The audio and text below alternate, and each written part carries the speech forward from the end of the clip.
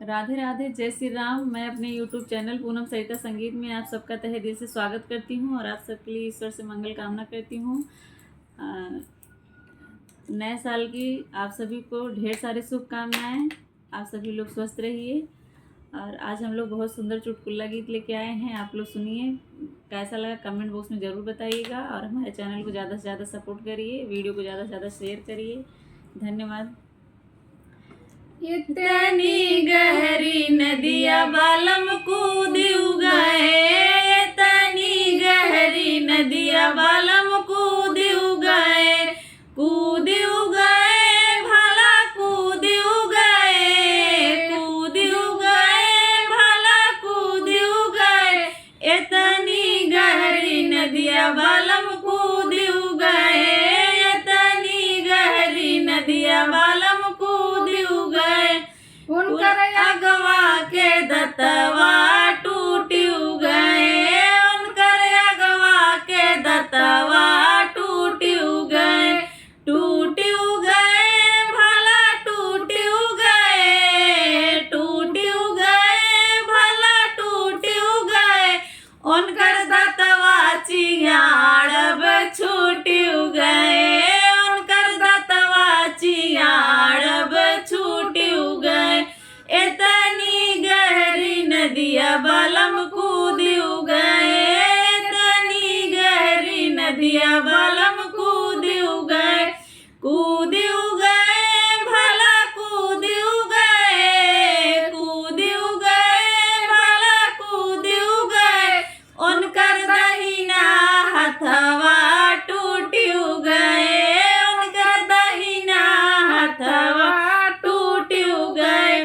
टूट गए भला टूट गए, टूट गए भला टूट गए, उनकर हथवा उठाऊब छूट गए, उनकर हथवा उठाऊब छूट गए, इतनी गहरी नदिया बालम कूद गए, इतनी गहरी नदिया बालम कूद गए, कूद गए भला कूद गए, कूद गए भला कूद गए, उनकर दहिना गोड़वा टूट गए, उनकर दहिना गोड़वा टूट गए,